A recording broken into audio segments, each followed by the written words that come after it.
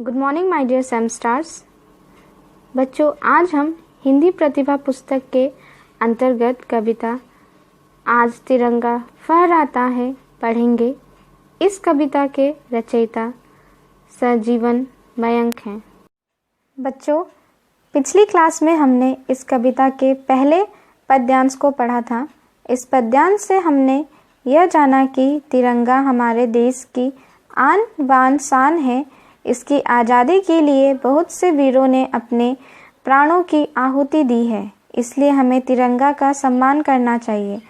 अब हम दूसरी पंक्ति को पढ़ेंगे और इसके भावार्थ को भी जानेंगे। साथ ही इस पंक्ति में आए कुछ कठिन शब्द के अर्थ को भी हम जानेंगे।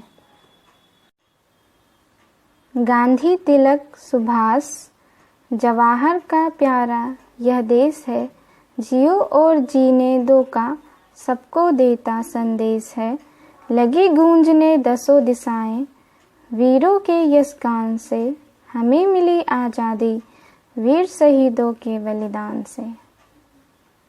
बच्चों, अब हम इस पंक्ति में आए कुछ कठिन शब्द के अर्थ को जान लेते हैं। तो चलिए पढ़ते हैं।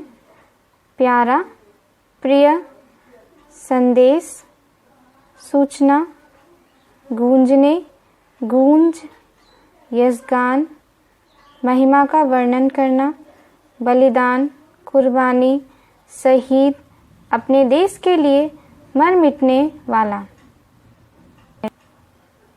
अब हम इस पंक्ति के भावार्थ को जानते हैं। प्रस्तुत पंक्तियों के माध्यम से कवि संजीवन मयंक जी ने हमारे देश के महान पुरुषों के बारे में बताया है। कवि कहते हैं कि हमारा देश महात्मा गांधी, बाल गंगाधर तिलक, सुभाष चंद्र बोस, जवाहरलाल नेहरू आदि जैसे महान पुरुषों का प्यारा देश है। हमारा देश सभी को जियो और जीने दो का संदेश देता है।